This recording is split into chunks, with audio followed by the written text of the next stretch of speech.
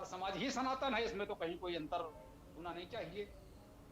और आप कुछ कहना चाहें तो कह सकते हैं, स्वागत है। बैडमिंटन लाए थे क्या? ले जाओगी बैडमिंटन? नहीं। हाँ। आओगी तो यहीं खेलना है वहीं।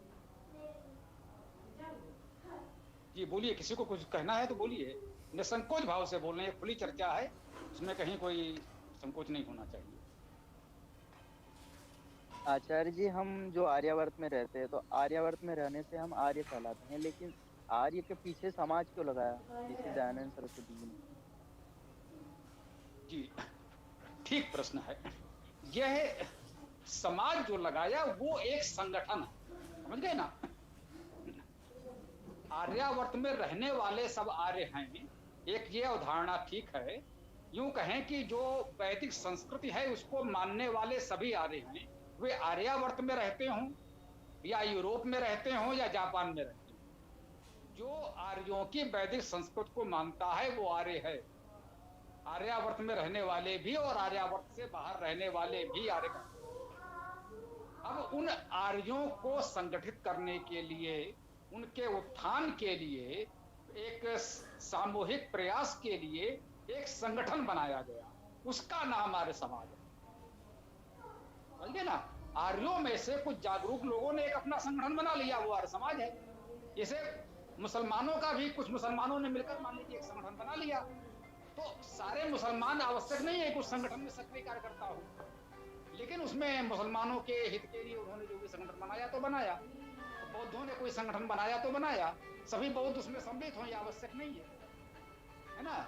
अब सिखों के भी संगठन है, लेकिन प्रत्येक सिख उसी संगठन का सदस्य तो नहीं होगा, है ना। सिखों के अनेक अनेक अलग अलग भी संगठन हो सकते हैं। तो आप आर्य समाज से अलग भी एक अपना संगठन बना सकते हैं, वह भी आर्यों का संगठन होगा। यदि आप वेद को मूल मानते हैं, वेद को मूल आधार मानते हुए आप कोई भी संगठन बना लीजिए। उन्होंने आर्य समाज बनाया है, आप आर्य परिषद बना लीजिए, आप आर्य सभा बना लीजिए, आर्य शब्द ना भी जोड़ें, आप वैदिक दल बना लीजिए, वैदिक सभा बना लीजिए, वैदिक परिषद बना लीजिए, ये भी आर्यों का ही संगठन होगा। तो इस प्रकार से संगठन तो अनेक बन सकते हैं, और बने भी हैं। वो आर्य समाज की विचारधारा से जुड़े हुए बहुत से अलग अलग संगठन हैं, सबका अलग अलग रजिस्ट्रेशन है, सब अलग अलग कार्य कर रहे हैं। कहीं ना कहीं व्यक्तिगत रूप से एक दूसरे से मतभेद भी चलता है। हम सब आर्य हैं, जो वेद को मानते हैं, वेद को मानने वाले हम सब आर्य वैदिक हैं। हमारे आपके बीच कुछ विषयों पर मतभेद हैं तो बने रहें, उससे कोई अंतर नहीं पड़ता।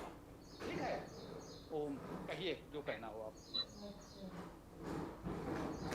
आर्य समाज जो है वो मूर्ति पूजा का निषेध करता है, तो जितने भी मूर्ति पूजक हैं क्या वो गैर सनातनी है? जी ये आपका बहुत अच्छा प्रश्न है।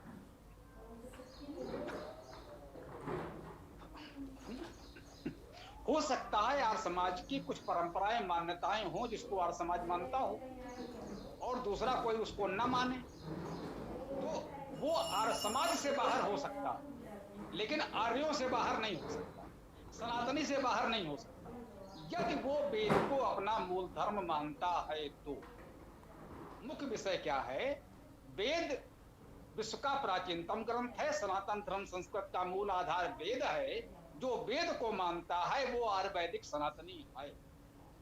आर्य समाज से कई बातों में मेरे मतभेद हो सकते हैं, मैं आर्य समाज का सदस्य नहीं हूं। मैं स्पष्ट बता दूं, मैं वर्तमान समय में लंबे समय से किसी भी आर्य समाज का सदस्य नहीं हूं, और कुछ विषयों पर मेरे आर्य समाज से मतभेद भी हैं। तो कह सकते हैं कि मैं आर्य समाजी नहीं, लेकिन मैं आर्य हूं, वैदिक हूं, वेद को ही मूल मानता हूं।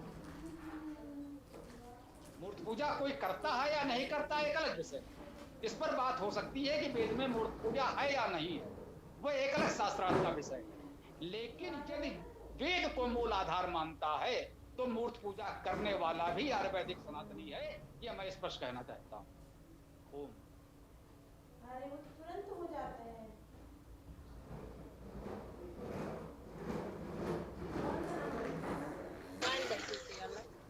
नमस्ते स्वामी जी। नमस्ते निरंकार जी, बोलिए। मैं ये कह रहा हूँ क्या भगवान को पाया जा सकता है सनातन धर्म के अनुसार, या केवल ज्ञान ही प्राप्त कर सकते हैं इसके बारे में, या कोई अनुभव भी मिलेगा?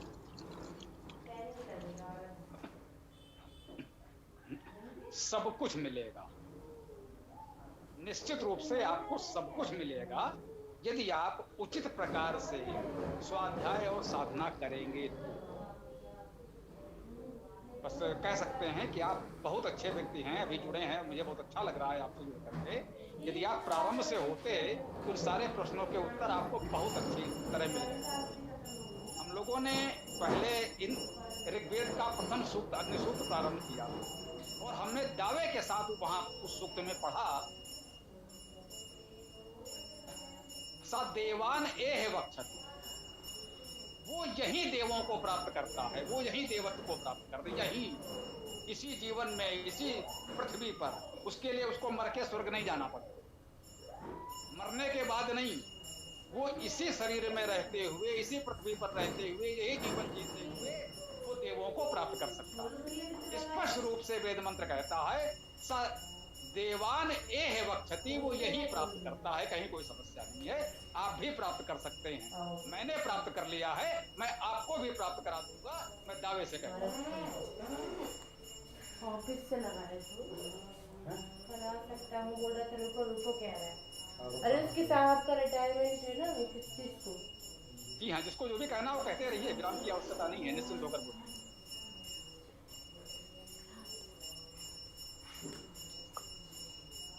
स्वामी नमस्ते। नमस्ते जी, बोलिए। एक प्रश्न था मेरे मन में, पहले भी आया था और मेरी जानकारी में ये आया भी है। अथर्ववेद का जो पहला मंत्र जिसको हम अब तक प्रयोग करते आए हैं वो ये था कि ये त्रिसप्ताह पर्यंत विश्वारूपाण विव्रत वाचस्पति बला तेषां तन्नो अद्य दधातु में। लेकिन अब ये जब वेदायन मेरे पास में आया है तो इसमें पहले मंत्र के स्थान पर है सन्नो देवी रविष्टये आपो भवन्तु पीतये संयो अभि सर्वन्तु नः। तो ये हम जानना चाह रहे हैं कि पहला मंत्र की संज्ञा हम किसको दें?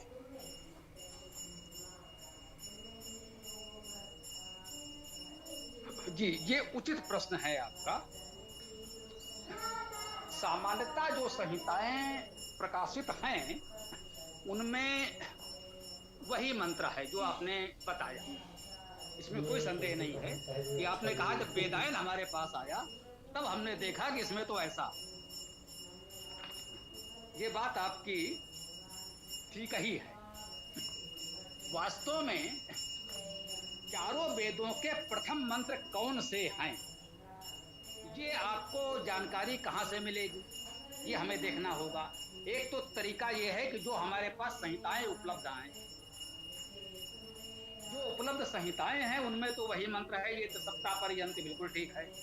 अब इसमें सन्नो देवी अविष्टये जो लिखा गया है, तो जो भी परंपरागत संध्या है, मैं कह रहा हूं परंपरागत संध्या, जैसा कि मैंने अभी स्पष्ट कर दिया है कि हम आर्य समाज के सीमा से बाहर हटकर भी बात करने को तैयार हैं। हम वैदिक हैं, सनातनी हैं, आर्य हैं, लेकिन आवश्यक नहीं है कि आर्य समाज से पूरी तरह बंधे। अथर्ववेद का ब्राह्मण ग्रंथ कौन सा है? वो है गोपथ ब्राह्मण। गोपथ ब्राह्मण आपको ये सूचना देता है कि ऋग्वेद का प्रथम मंत्र सन्नो देवी अविष्टये है। तो इस रूप में मुझे लगा कि वेदों के प्राचीनतम व्याख्यान ब्राह्मण ग्रंथों को सभी लोग मानते आए हैं। महाराज दयानंद सरस्वती ने भी माना है, लेकिन उनके पहले भी माना जाता रहा है। और मैं आपको जानकारी दे दूं, हो सकता है आपकी जानकारी में हो या ना हो, कुछ लोग अपने आप को आर्य समाजी बताकर मुझ पर ये आक्षेप लगा रहे हैं कि साहब आपने ब्राह्मण ग्रंथ नहीं पढ़े हैं और वेदों का भाष्य कर दिया है। हमने अब आपको कैसे पता कि हमने ब्राह्मण ग्रंथ पढ़े हैं या नहीं पढ़े हैं, उनसे क्यों हम विवाद करें। हम उनसे इतना ही कह दिए कि भैया हमें विवाद नहीं करना है, विषय की बात की जा सकती है। हमने जो कर दिया है उस पर कोई प्रश्न हो तो उठा सकते हैं। अब हमने कौन से ग्रंथ पढ़े कि नहीं पढ़े हम आपको क्यों बताएं, और उसका प्रमाण हम आपको कहां से लाएं और क्यों दें। तो कहने का आशय ये है कि उन्होंने इतना ब्राह्मण ग्रंथों को मान लिया कि बिना ब्राह्मण ग्रंथों के आप वेद की बात कैसे कर सकते हैं। वो चाहते हैं आप सबको पहले हम सारे ब्राह्मण ग्रंथ पढ़ा दें, तब वेद का पहला मंत्र पढ़ाएं। तो हमने कहा ये तो नहीं हो सकता, वेद को हम पढ़ाना प्रारंभ कर रहे हैं, जो चाहेगा तो आगे ब्राह्मण ग्रंथ भी पढ़ लेगा। तो ये बताने का हमारा मुख्य उद्देश्य यही था कि ब्राह्मण ग्रंथों की कितनी महत्ता मानी जा रही है। वेद के प्राचीनतम व्याख्या ग्रंथ ब्राह्मण ग्रंथ हैं और उन्हीं में सब कुछ स्पष्ट किया गया है, किस वेद का पहला मंत्र कौन सा है, अंतिम मंत्र कौन सा है और उनका अर्थ कैसे किया जाए, आदि आदि तमाम प्रकरण जो हैं सब ब्राह्मण ग्रंथों में एक तरह से निर्णीत हैं। मार्क्स ने यही कहा कि जो सायणाद ने व्याख्या कर दी है वो प्राचीन यास्क और ब्राह्मण ग्रंथों की परंपरा से हटके है, वो एक अलग विषय है कि नहीं है, उस पर हम किसी के पक्ष या विपक्ष में नहीं कहना चाहते। तो जो वेद के प्राचीनतम व्याख्या ग्रंथ हैं, मैंने देखा कि उसमें सामवेद का प्रथम मंत्र ये सन्नो देवी अभिष्ठय दिया गया था। तो पूरा सामवेद ज्यों का त्यों रखते हुए मेरे मन में आया, तो हमने इस मंत्र को भी पहले मंत्र के स्थान पर रख दिया। उसके बाद यथावत वो प्रारंभ हो गया। तो कह सकते हैं उनकी जो गोपथ ब्राह्मण कह रहा था उनकी भावना का भी सम्मान हो गया, बाकी वो यथावत है। अब एक विचार ये भी हो सकता है कि इन दोनों मंत्रों को मिलाकर एक ही माना जाए। तो ये छोटी मोटी बातें हो सकती हैं, वेद का ही मंत्र है सन्नो देवी भी, ये त्रिसप्ता भी, तो मैं समझता हूँ कि इसमें कोई बहुत बड़ी समस्या नहीं है। इसको इस रूप में हम लोग पढ़ सकते हैं। शेष मैं बराबर कहता हूँ कि मतभेदों के लिए स्थान है, विद्वानों में छोटी मोटी बातों पर कुछ अंतर हो सकता है। वेद को हम मूल मानते हैं तो हम सब एक हैं, अन्य विषयों पर मतभेद हो सकते हैं, ये मैं कहता रहता हूँ। आगे जैसा आप उचित समझें। धन्यवाद स्वामी जी, धन्यवाद।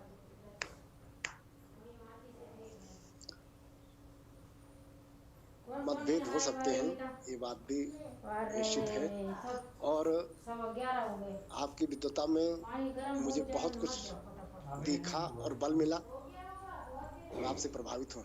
और एक बात मैं भी कह दूं आपसे कि मैंने भी इन्हीं आर्य समाज की कुछ विकृतियों की वजह से मैं भी आर्य समाज का सदस्य नहीं हूँ। मैं सिर्फ वैदिक हूँ, वेद का स्वाध्याय करता हूँ, यज्ञ करता हूँ, और जो मेरे से कुछ यज्ञ आदि करवाना चाहता है तो जैसा मैं जानता हूँ वैसा मैं करने के लिए तैयार भी हूँ, सहमत भी हूँ। ओम शम। बहुत अच्छी बात आपने कही। देखिए अभी आपसे पहले जिन भाइयों ने प्रश्न किया था वो आज ही प्रश्न था कि आर्य समाज और सनातन और ये और वो, तो हम यही कहना चाहते हैं कि यदि आर्य समाज ऐसा लग रहा है कि थोड़ा सा अपनी मुख्य धारा से हट रहा है, तो हम आप धीरे धीरे एक वैदिक समाज की स्थापना की ओर बढ़ें, जहां वेद हमारा मूल आधार है। शेष बातें मानने के लिए हम बाध्य नहीं, शेष विषयों पर मतभेद हमारे बीच बने रह सकते हैं। हम बिल्कुल कहते हैं आप रामनवमी पर राम का चित्र रखिए, उसे 2 फूल भी चढ़ा दीजिए, और राम यजन पुत्र हैं, पूरे यजुर्वेद का पारायण रामनवमी के दिन सुबह से प्रातः काल से संध्या तक करिए। हाँ, प्रातः से संध्या तक यजुर्वेद का पाठ पूर्ण हो जाएगा, ये मैं आपको विश्वास दिलाता हूँ। जब तो ऑडियो खोलेगा ना, राम के जन्मदिन पर राम का चित्र रखा जाए, उसको माल्यार्पण किया जाए, फूल चढ़ाया जाए और उनके सम्मान में यजुर्वेद का पारायण किया जाए, तो ये तो अच्छी बात है। अब कोई कट्टर समाजी कहे नहीं हम ये नहीं करना चाहते तो हम मत करो, हमें करने में कोई आपत्ति नहीं है। मैं ये नहीं कहता हूँ कि मूर्ति पूजा आवश्यक है, लेकिन इतना अगर है तो मुझे कोई विवाद भी नहीं करना है, उनसे कोई झगड़ा भी नहीं करना है। कृष्ण का जन्मदिन हो तो आप सामवेद का पाठ करिए, उन्होंने गीता में कहा है वेदानाम सामवेदो हम, तो कृष्ण के जन्मोत्सव में कृष्ण के चित्र पर फूल चढ़ाइए, माल्यार्पण कीजिए और सामवेद का पारायण करिए, वह भी प्रातः काल से संध्या तक पूर्ण हो जाएगा। तो इस प्रकार से हम थोड़ा उदार होकर समाज के बड़े वर्ग को अपने साथ जोड़ सकते हैं। ये मेरा विचार है कि बस वेद को मूल मानना होगा। यदि कोई ये कहेगा कि नहीं वेदों से ऊपर रामचरितमानस है, तो हम जोड़ने को तैयार नहीं। वेद सर्वोच्च है, उसके बाद सभी ग्रंथ अच्छे हैं, जो अच्छी बातें जहां मिले, गीता में जो अच्छी बात मिले आप ले लीजिए, भागवत में कोई अच्छी बात मिले आप ले लीजिए, मुझे कोई आपत्ति नहीं है। पुराणों में बहुत सी अच्छी बातें भी हो सकती हैं, वो ग्रहण कर लीजिए, लेकिन सबसे पहला वेद है, मूल आधार वेद है, सर्वोच्च वेद है, वेद ही मूल प्रमाण है, बाकी सब ग्रंथ पढ़ता प्रमाण है, इतना आप मानते रहिए तो आप हमारे हैं। बाकी छोटी मोटी बातों पर मतभेद हो तो बने रहें, ये मेरा विचार रहेगा। आप सब लोग इस भाव से जुड़ते जाएं और एक संगठन के रूप में विकसित हों, ये हमारी भावना है, हमारी कामना है। ओम। क्या गेम खेल रहे हो?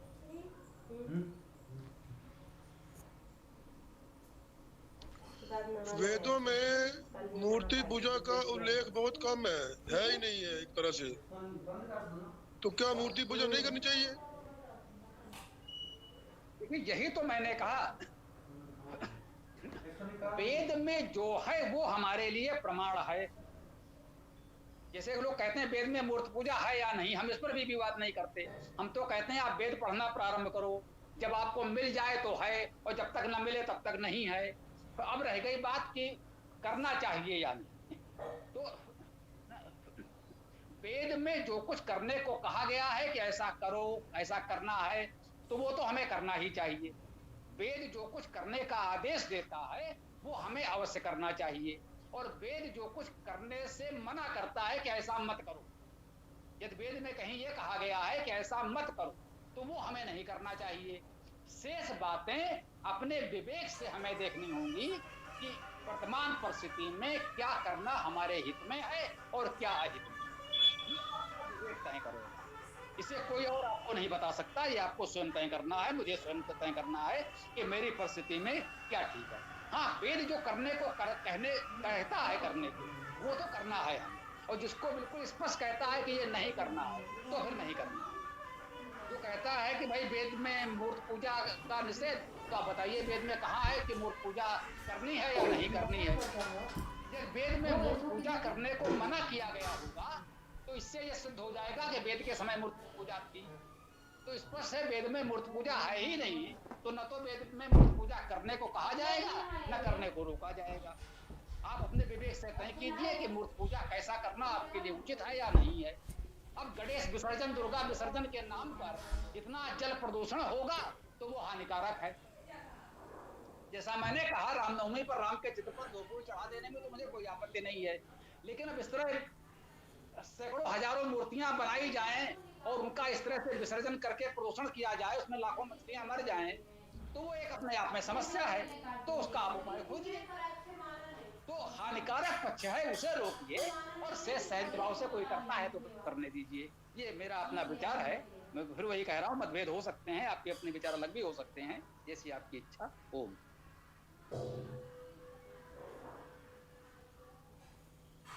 वेद में जितनी भी बातें लिखी हैं वो बहुत ही उच्च कोटि की बातें लिखी हुई हैं। अब एक साधारण व्यक्ति उन बातों को नहीं भी समझ सकते हैं। अब जो नहीं समझ सकते हैं वो फिर मूर्ति पूजा की तरफ भाग जाते हैं। तो फिर धीरे धीरे धीरे धीरे जब उनका मूर्ति पूजा की साधना एक परिपक्वता की ओर जाती है, तब फिर उनको वेद समझ में आने लगता है, तब वो मूर्ति पूजा से धीरे धीरे हटना शुरू होते हैं। तो मैंने जो अनुभव किया है समाज में वो तो ऐसे ही है, ऐसा है। लेकिन जो नौसिखिए लोग हैं वो शुरुआत तो मूर्ति पूजा से ही करते हैं, लेकिन अंत अवश्य ओंकार पर ही होता है जो निराकार है। क्या ये ठीक है? ये आपका अनुभव है और सबके अपने अपने इसी प्रकार के अनुभव हैं।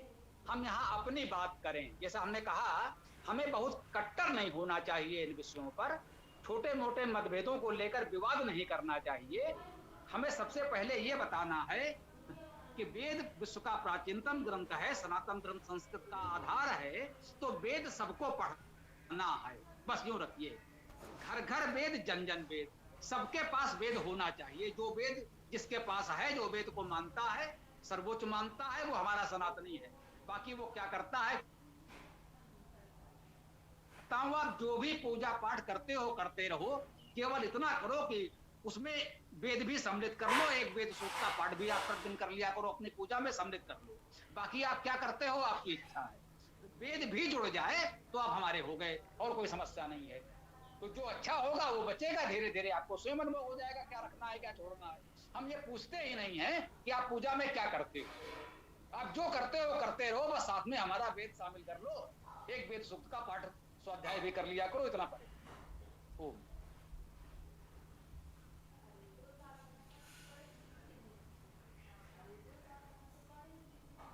जी, और लोग भी सक्रिय हों, जो भी प्रश्न किसी के पास है, कुछ भी कहना बताना चाहें तो कह सकते हैं, बोलिए।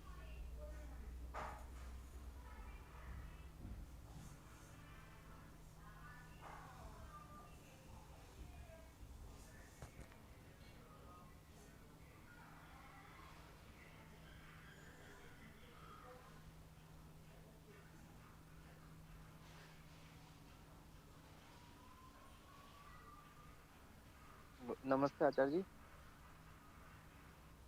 आचार्य जी, जो वर्तमान में अनेक कवियों ने निर्गुण और सगुण ब्रह्म की चर्चा की है, तो इसके बारे में बताइए। जी, देखिए, प्रत्येक व्यक्ति अपनी अनुभूति को अपने शब्दों में व्यक्त करने का प्रयास करता है। जो कवि हैं, साहित्यकार हैं, उनके पास एक सामर्थ्य ये होती है कि वो अपनी बात को अच्छी तरह कह पाते हैं। वही बातें अन्य लोग भी अनुभव करते हैं, उतनी अच्छे प्रकार से कह नहीं पाते हैं। ये तो हो गई कवियों की बात। लेकिन ये सत्य है कि हमारे लिए धर्म का आधार वेद है, प्रमाण वही है। सबकी सुनिए, जो अच्छा लगे उस पर विचार करिए, अपनाइए। लेकिन जब ये बात आ जाए कि सत्य क्या है, तो वो तो वेद ही तय। निर्गुण, निराकार, ये सब बातें बहुत सामान्य स्तर की। मुख्य बात यह है कि वेद से आप जुड़े कि नहीं जुड़े, वेद को आपने पढ़ा या नहीं पढ़ा। हम यही कह रहे हैं, वेद में क्या है इस पर विवाद नहीं करना है, वेद को पढ़ना है और वेद को पढ़कर जो आपको मिले वो आपको मानना है। ये महत्वपूर्ण है। अभी एक बात आई थी, मैं कह नहीं पाया, आप कह देता हूं कि वेद को पढ़ना क्या लोगों के लिए इतना सरल हो सकता है? जी, हमारी कक्षा में जो लोग भी जुड़े हैं इतने समय से, 100 दिन तो हो चुके होंगे, अधिक हो गए होंगे, तो सामान्य विद्यार्थी जुड़े जिन्होंने वेद के विषय में कुछ भी नहीं जानते थे, कोई संबंध नहीं। अब वो बच्चे वेद व्याख्या करने की स्थिति में आ गए थोड़े समय में। तो वेद का पढ़ना पढ़ाना बहुत सरल है, हम ये कहना चाहते हैं। एक जो ये भ्रम फैलाया गया है कि वेद बहुत कठिन है, बड़े बड़े विद्वान भी वेद को नहीं समझ सकते, किसी गुरुकुल में जाकर 12 वर्ष 25 वर्ष पहले ये साधना करेंगे तब कहीं कुछ वेद होगा, तो ऐसा नहीं है। तो आप जो हैं, जहां हैं, जैसे हैं, विद्यालय के विद्यार्थी हमारे साथ वेद को पढ़ रहे हैं और कुछ ही समय में पढ़ाने की स्थिति में आ जाते हैं। वेद सरल है।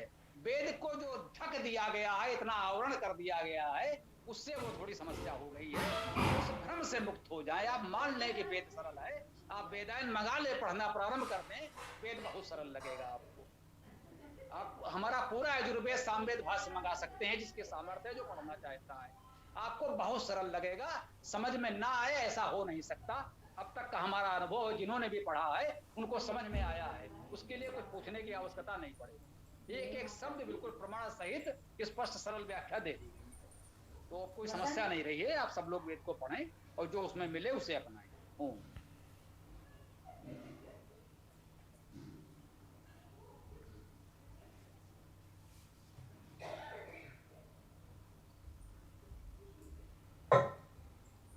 आपकी बात हुई या कुछ समस्या हो तो कह सकते हैं, कोई सी बात नहीं है।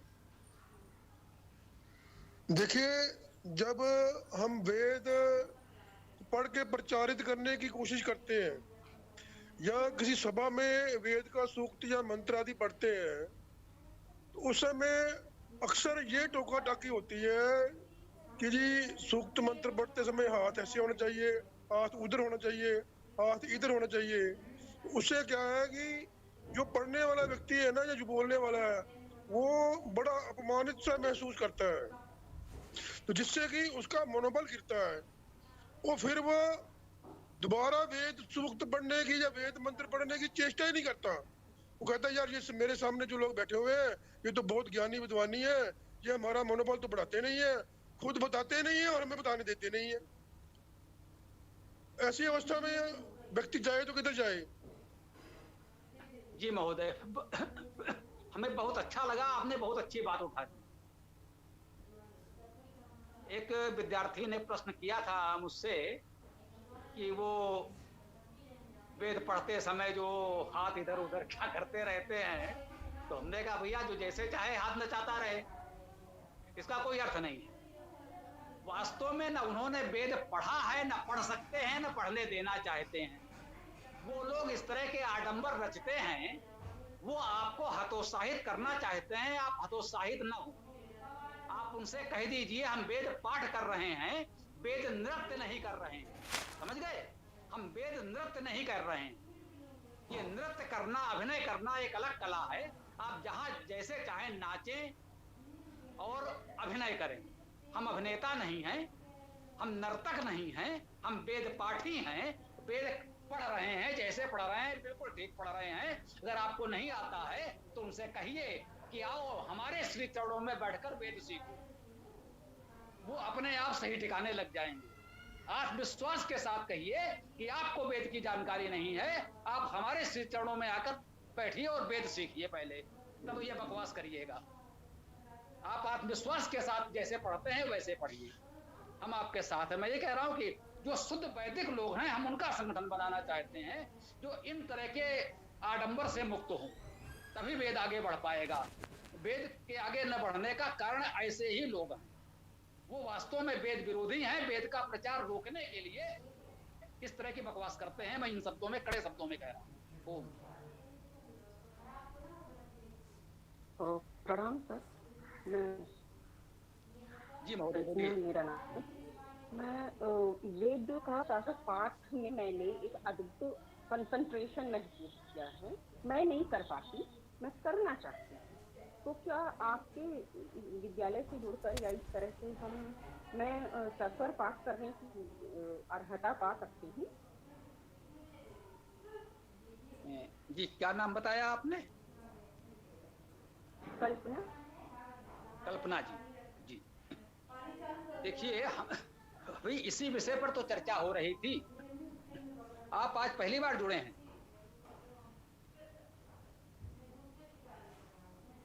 या पहले कक्षा में जुड़े रहे?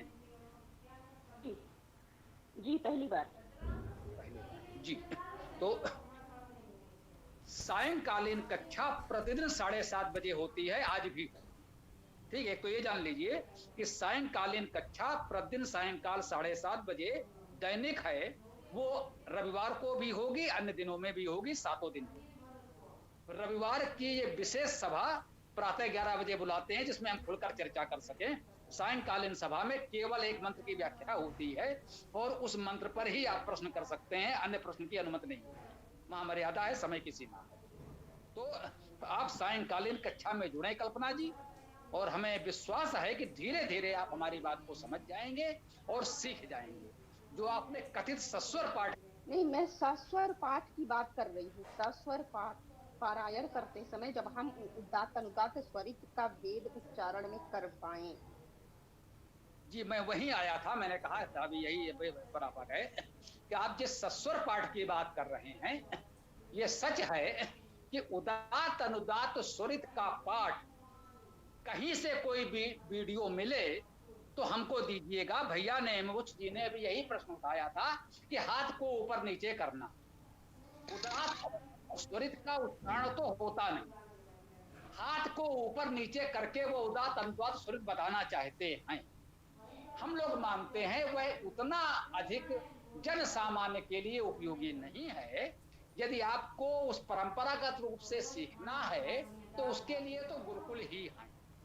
जो मान लीजिए कि उसके लिए गुरुकुल ही है, गुरुकुल में जैसे चाहे सीखिए। हम लोग छंद के अनुसार लयात्मक पाठ करते हैं, लयबद्ध पाठ करते हैं, छंदानुकूल पाठ करते हैं और एक समान अर्थ समझने का प्रयास करते हैं। पाठ प्रारंभिक है, हमारा अर्थ समझने का, तो हम स्वीकार करते हैं कि वो परंपरागत पाठ हो सकता है हमारे यहाँ आपको न मिले, वो आपको गुरुकुलों में मिले। तो जी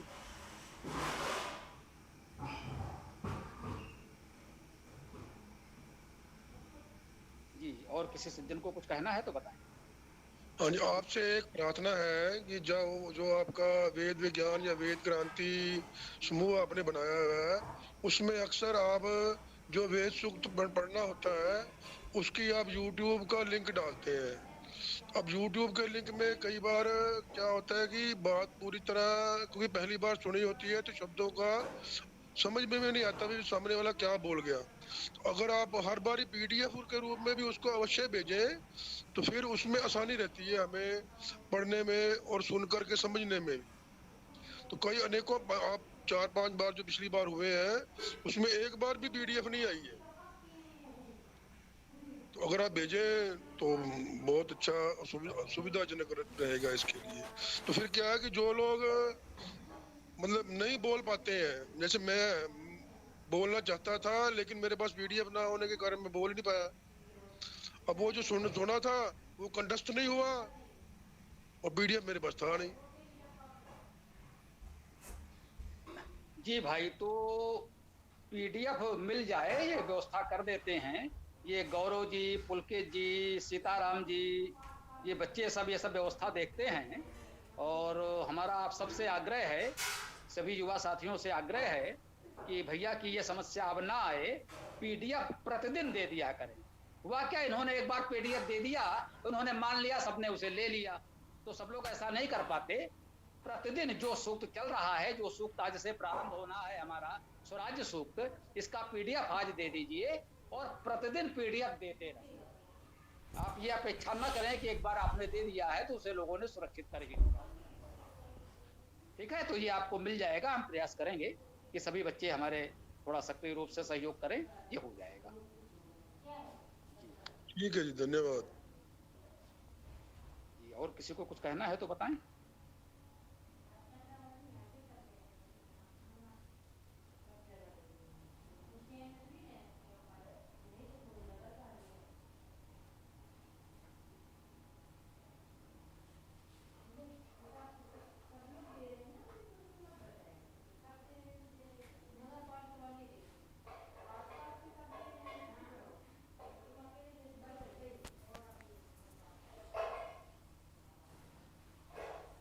स्वामी जी,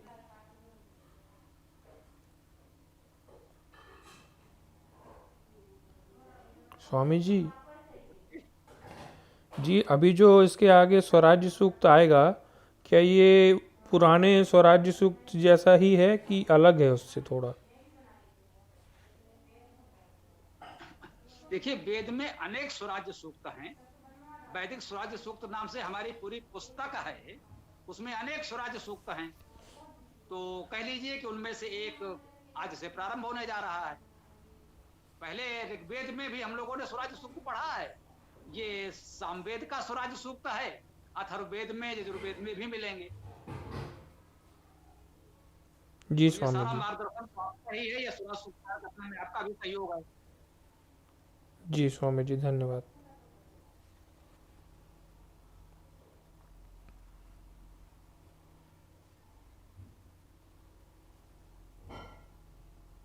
जी बोलिए, जिसको जो भी कहना हो बताएं, अभी समय है, हम लोग चर्चा कर सकते हैं।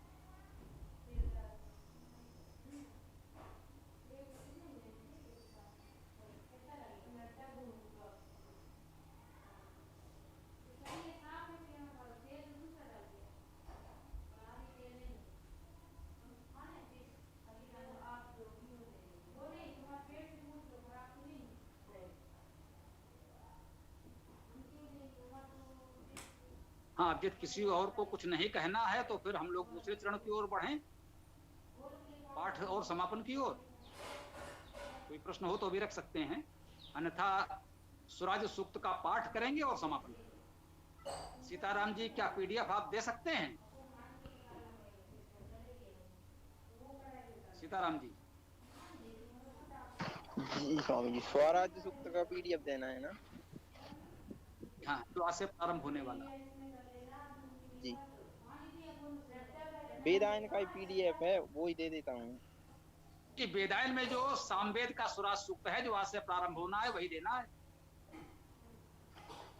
स्वामी जी, पूरी वेदायन का ही PDF है मेरे पास। पूरी वेद। अच्छा, उसी से निकाल कर साथ पुलकित दे देते हैं। हाँ भाई, जरा ये भी आपस में बात करना कि इस समय ये पुलकित जी वगैरह आपकी पूरी टीम नहीं है, तो उस टीम का प्रतिनिधित्व केवल आप कर रहे हैं। ये सब लोग होते तो हो सकता है पुलकित दे देते हैं, दे देते। तो शाम तक व्यवस्था कर लीजिएगा, आप कर दें, पुलकित जी कर दें, कोमल जी हैं, जो भी हैं आप लोग, पूरी टीम है आपकी, तो कुछ ना कुछ व्यवस्था हो जाएगी। जी स्वामी जी, ग्रुप में डाल देंगे शाम तक। हाँ, बताइए, इस समय पाठ कर सकते हैं क्या? इस समय ये उसमें वेदायन उसके पीडीएफ से आप यहाँ पहुंच करके पाठ कर पाएंगे? मैं पाठ कर दूंगा स्वामी जी। कर सकते हैं स्वामी जी। अच्छा, आप पाठ कर सकते हैं? जी, मैं स्वराज्य सूक्त का पाठ कर सकता हूँ। ये सामवेद वाला स्वराज सूक्त जो आज, जी, उसके बाद वाला जो आया है पिछले सूक्त के आगे वाला। जी जी जी, आज अग्नि सूक्त कल समाप्त किया है और आज से स्वराज है। जी करूँ, जी कर दूं क्या स्वामी जी? हाँ, तो चलिए, आप कर सकते हैं, सीताराम जी कर सकते हैं, गौरव जी भी कर सकते हैं। हाँ, वेदायन भाष्य का पूरा पूरा किसी को मिल जाए जो पढ़ने में सक्षम हो तो उनको दे दी, ये हो सकता है। जो लोग सक्षम है, यदि वेदायन पूरा पाठ पूरा पीडीएफ मिल जाए और करें, सीताराम जी दे दें, अगर दे सकें तो। ईसा पुत्र जी पाठ प्रारंभ करेंगे, सीताराम जी, दो लोग करेंगे, और गौरव जी भी करेंगे, और जो करेंगे वो करेंगे। ओम। जी ठीक है स्वामी जी, मैं पाठ प्रारंभ कर रहा हूँ। ओम। ऋषि गौतम, देवता इंद्र, छंद पंक्ति, स्वर पंचम स्वरित। ओम स्वादोः इत्था विसुवतो मधोः पिबन्ति गौर्यः या इन्द्रेण सयावरीः वृषणा मदन्ति शोभथा वस्वीः अनुस्वराज्यम्। जो यत्नशील, जो मननशील, जो शब्दशील, जो इस प्रकार हैं स्वाद युक्त, व्यापक मधु को पीने वाले, जो परमेश्वर के साथ गमन करने वाले, जो पराक्रमी शोभामय हर्षित तृप्त करें, वह अधिवासी अनुकूल स्वराज्य हमारा है।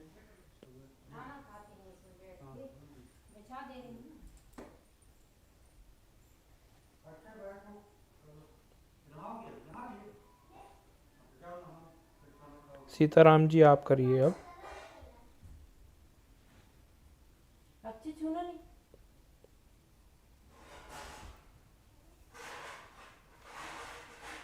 ओम ईथा हि सोमः इत्मदो ब्रह्मचकार वर्धनम सविष्ट वज्रिन ओजसा पृथिव्या निससा अहिम अर्चन अनुस्वराज्यम।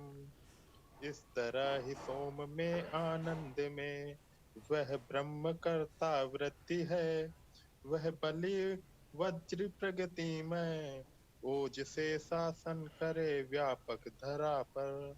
हम करें अर्चन अनुकूल स्वराज्य का।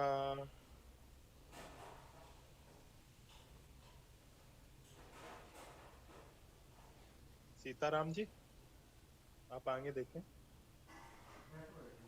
जी ईसा पुत्र भैया आप कहिए, इसके बाद मैं करूँगा, निकाल रहा हूँ इसमें। जी ठीक है। ओम इंद्रो मदाय वावृधे सवसे वृत्रहा नृभिः तम इत महत्सु आजिषु उतिम अर्भे हवामहे सह वाजे सुप्रणो अविशत। वह इंद्र परम ऐश्वर्यवान आनंद हेतु वह वृद्धि करे, वह साथ नरों के बल गति से हिंसक का हनन करे स्वामी। सब महत विजय में हिंसा में रक्षा के लिए पुकारे हम, वह बल में गति में प्राप्त हमें। रोटी सेकूं कि नहीं? दाल चावल सब्जी दे दो।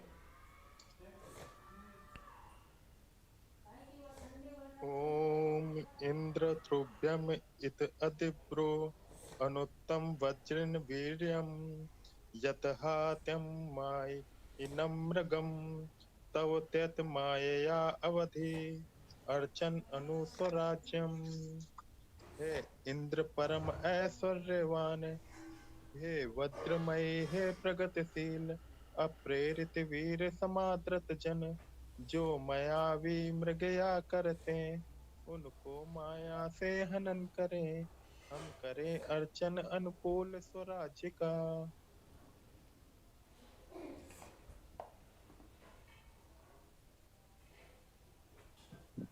ओम प्रेहि अपिहि दृढ़हि नाते वज्रो निसंयते इंद्रा निप्रणम ही ते सबो अनुवित्रम जया अपो अर्चन अनुस्वराज्यम। सब ओर से सब प्राप्त हो तुम जय करो पर हो नहीं अवरुद्ध गति तेरी कभी। हे इंद्र परमेश्वर तुम्हारा बल नरों को हनन करता हिंसकों का जय करे वह पालकों का। हम करें अर्चन अनुकूल स्वराज्य का।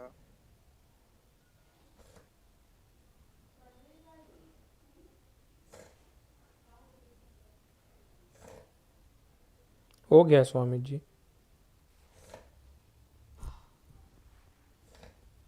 किसी का कोई प्रश्न हो तो किया जाए, नहीं तो फिर ओम मंत्र करके फिर हम लोग समाप्त किया जाए।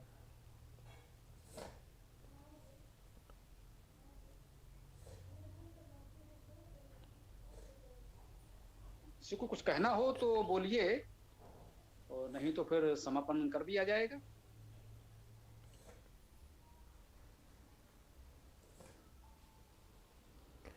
स्वामी जी मेरा एक प्रश्न है। स्वामी जी। जी सपत जी बोलिए। स्वामी जी जब मैं संध्या उपासना करता हूँ तो बीच बीच में कुछ ऐसे विचार आ जाते हैं जो कि बहुत बुरे होते हैं, तो मैं ऐसी स्थिति में संध्या उपासना क्या छोड़ दूँ या फिर आने दूँ विचारों को और करूँ संध्या उपासना?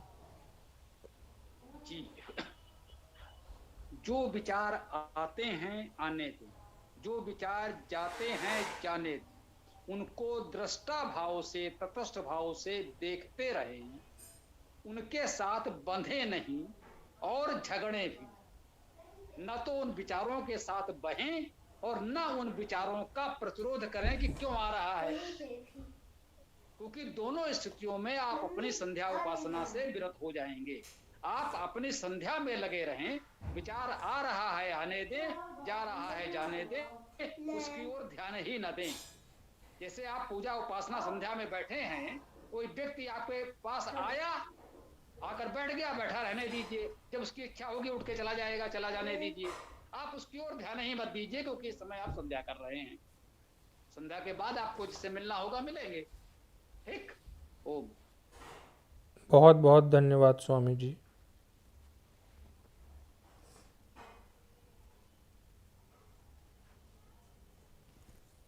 तो किसी और सज्जन को कुछ कहना हो तो कह सकते हैं या फिर समापन करें।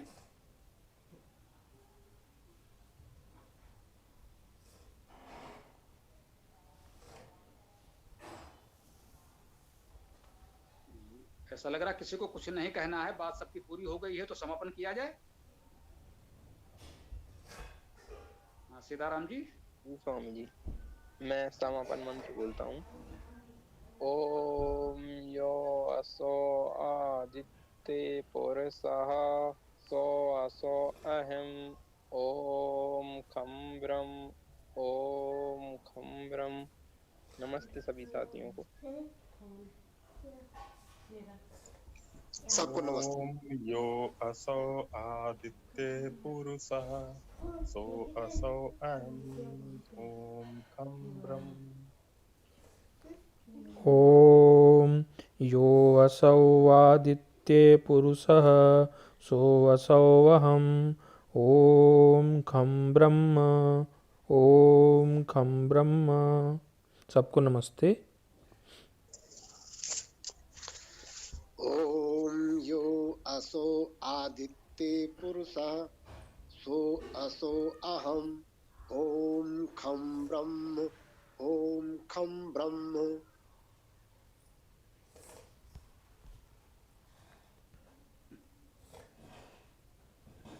अब हम लोग सायंकालीन कक्षा में 7:30 बजे पुनः मिलते हैं।